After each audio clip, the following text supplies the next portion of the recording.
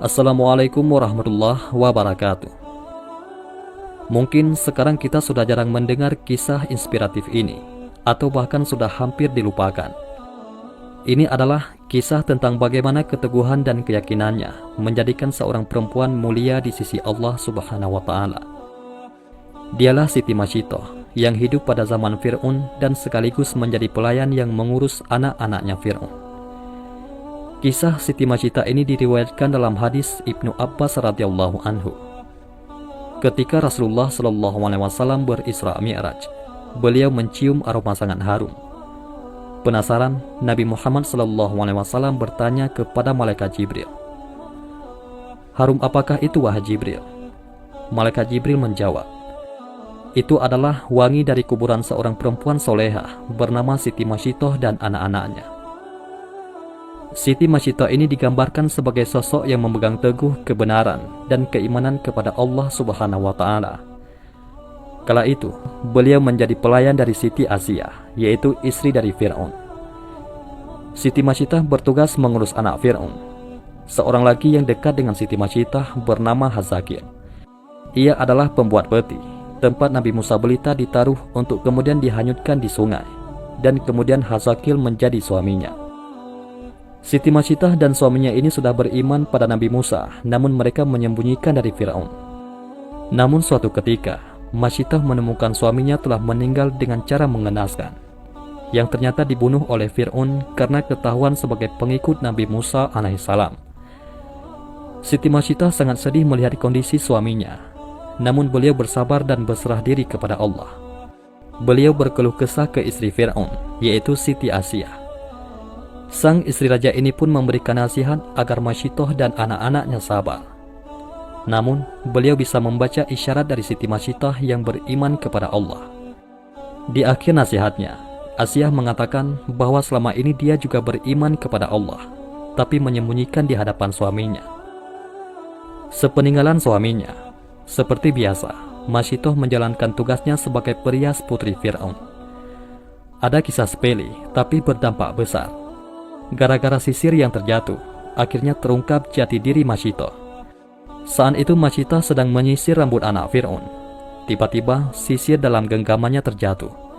Ketika mengambil lagi sisir tersebut, bibirnya refleks mengucap Bismillah. Ucapan itu membuat anak Fir'aun terkejut. "Apakah ucapan yang kamu maksud adalah bapakku?" tanya anak Fir'aun.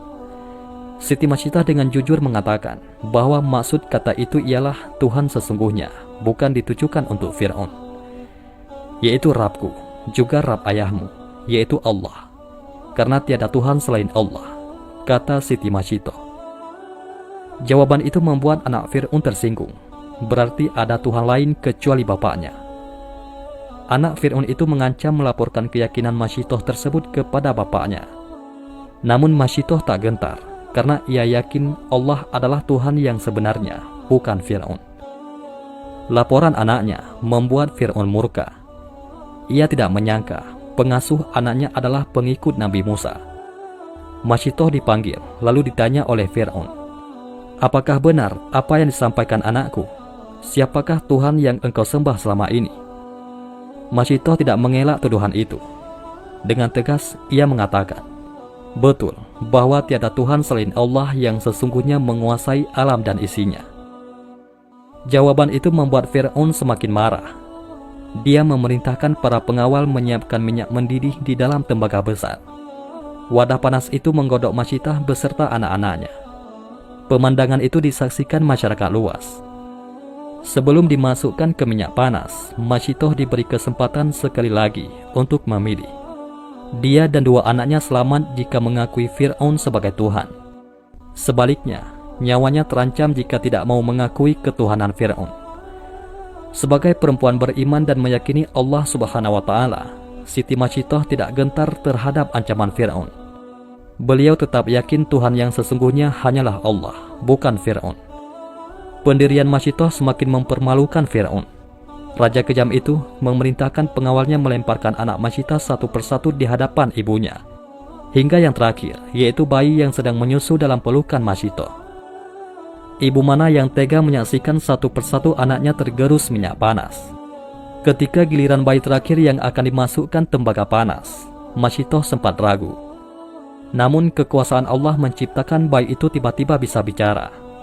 Jangan takut dan sangsi wahai ibuku, karena kematian kita akan mendapat ganjaran dari Allah Ta'ala, dan pintu surga akan terbuka menanti kedatangan kita. Riwayat lain, bayi Masyitoh meyakinkan ibunya, sabarlah wahai ibuku, sesungguhnya kita dalam pihak yang benar. Wahai ibu, masuklah, karena sesungguhnya siksa dunia lebih ringan daripada siksa akhirat. Hadis riwayat Imam Ahmad. Kekuatan anaknya membuat keraguan Masyitah hilang. Dengan yakin dan ikhlas kepada Allah, Masyitah membaca, Bismillahirrahmanirrahim, wallahu akbar. Siti Masyitah dan bayinya terjun ke minyak mendidih. Dan ajaibnya, begitu minyak panas menggerus raga orang-orang istiqamah itu, tercium wangi yang sangat harum dari dalam kuali. Allah telah membuktikan kepada hamba-hambanya yang istiqamah. Ketika Masyitoh dan anak-anaknya dilemparkan satu persatu ke periuk, Allah terlebih dahulu mencabut nyawa mereka, sehingga mereka tidak merasakan panasnya minyak mendidih. Tulang belulang Masyitoh bersama anak-anaknya dikuburkan di suatu tempat hingga mengeluarkan wangi yang sangat harum. Aroma itu tercium oleh Rasulullah ketika perjalanan Isra Mi'raj. Itulah kuburan Masyitoh bersama anak-anaknya, kata malaikat Jibril alaihissalam. Demikianlah kisah seorang perempuan solehah bernama Siti Masyitoh, yang tetap teguh memegang keimanannya, walaupun dihadapkan pada bahaya yang akan merenggut nyawanya dan keluarganya. Dan Allah Subhanahu wa Ta'ala pun memuliakannya. Wallahu a'lam bishawab. Mudah-mudahan ini semua bermanfaat. Assalamualaikum warahmatullahi wabarakatuh.